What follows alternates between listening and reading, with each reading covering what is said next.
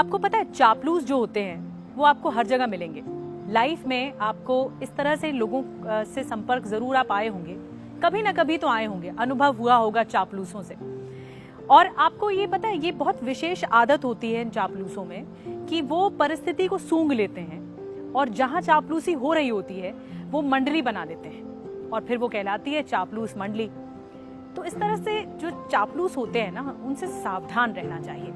बहरहाल रविवार का दिन है और मैं आपको कहानी सुनाती हूँ। तो आज की कहानी इन्हीं चापलूसों पर। एक बार एक जंगल का राजा था शेर, और शेर के 4 सेवक थे, एक चील, एक लोमड़ी, एक भेड़िया और एक चीता। अब जो चील था वो शेर का खबरी था, खबरें इधर से उधर पहुंचाता था। जो लोमड़ी थी वो शेर की सेक्रेटरी थी, और जो तीसरा जानवर था वो था भेड़िया, वो शेर का मंत्री था, उसके साथ साथ चलता था। और जो चौथा था चीता, वो शेर का अंगरक्षक था, यानी उसकी सेफ्टी के लिए हमेशा तत्पर, उसको कहीं अकेला नहीं छोड़ता था शेर को। अब इन लोगों ने सोचा कि शिकार पर शेर जाए तो हमें भी खाने को मिले। तो जैसे ही चील को पता लगा कि एक सड़क किनारे ऊंट बैठा है, तो चील भागता भागता आया लोमड़ी के पास।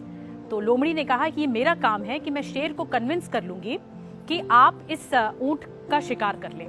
तो वो शेर के पास गई और कहा कि एक शेर सड़क किनारे बैठा हुआ है, आप उसका शिकार कर लीजिए और आपको बहुत फायदा होगा, बहुत बहुत फायदा होगा आपको। शेर कन्विंस हो गया। जैसे ही वो गया सड़क किनारे, उसने देखा कि वहां पर एक ऊंट बैठा है, लेकिन निठाल बैठा है, वो बीमार लग रहा था, उसकी आंखों में पीलापन था, वो बीमार था, वो बैठा हुआ था सड़क किनारे। शेर ने पूछा तुम ऐसे क्यों बैठे हो? तो जब ऊंट ने बताया कि अरे मेरा जो व्यापारी था वो मुझे बीच रास्ते में छोड़ के चला गया क्योंकि मैं असमर्थ हूँ काम करने के लिए, मैं बीमार हूँ। तो शेर को दया आ गई। शेर ने कहा कि ठीक है, अब तुम्हें कोई नहीं मारेगा, हम तुम्हारी सेवा करेंगे। चारों पहर उसकी सेवा की गई, रात दिन उसकी सेवा की गई, ऊंट को खिलाया पिलाया गया। कुछ दिनों में ऊंट जो है मोटा ताजा हट्टा कट्टा हो गया और अच्छा ताजा हो गया। शेर सवारी भी करने लगे ऊंट पर बैठकर, इतना शेर का प्रिय हो गया। ये बात जो चापलूस मंडली थी वो बर्दाश्त नहीं कर पाई। उन्होंने एक प्लान बनाया। उन्होंने कहा कि हम किसी तरह ऊंट को मार कर रहेंगे। प्लान क्या बनाया? वो राजा के पास गए। अच्छा, अब प्लान सुनने से पहले सुनिए।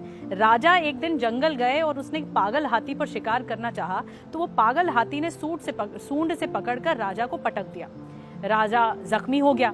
जब वो जख्मी हो गया तब उसकी सेवा करने लगे ये चापलूस। तो चापलूसों ने प्लान बनाया। अब आती है बारी प्लान की। प्लान कैसे बनाया ऊंट को मारने का? जो वो राजा के पास गए और सबसे पहले गया चील। चील ने राजा से कहा कि राजा, मैं आपको इस तरह से मरते हुए नहीं देख सकता, आपको मैं इतना इस तरह भूखे पेट नहीं देख सकता। तो इतनी देर में लोमड़ी कूद गई, बोला कि नहीं राजा, आपके दांत इसको चबा नहीं पाएंगे चील को, आप एक काम करिए, आप मुझे खा लीजिए। तो फिर भेड़िया भी कूद गया। भेड़िया ने कहा बीच में कूद के कि नहीं राजा, ये जो लोमड़ी है आप उसे खा नहीं पाएंगे और बालों के अलावा आप उसके शरीर में है ही क्या। तो राजा से कहा भेड़िया ने कि राजा आप मुझे खा लीजिए। उसके बाद अचानक से चीता भी कूद गया और चीता ने कहा कि नहीं राजा, भेड़िए का जो मांस होता है वो नहीं खाना चाहिए, आप मुझे खा लीजिए और अपनी भूख मिटा लीजिए, आप इस तरह हम आपको मरते हुए नहीं देख सकते। अब जो ऊंट है उस पर साइकोलॉजिकल प्रेशर आ गया कि वो भी कहे कि राजा आप मुझे खा लीजिए। ऊंट ने किया भी ऐसा। ऊंट ने कहा कि नहीं राजा, आप किसी को मत खाइए, आप मुझे खा लीजिए, आपने तो मुझे नया जीवन दिया है, आप मुझे मार भी देंगे तो कोई बात नहीं, लेकिन आप सुरक्षित रहने चाहिए, आपकी भूख मिटनी चाहिए।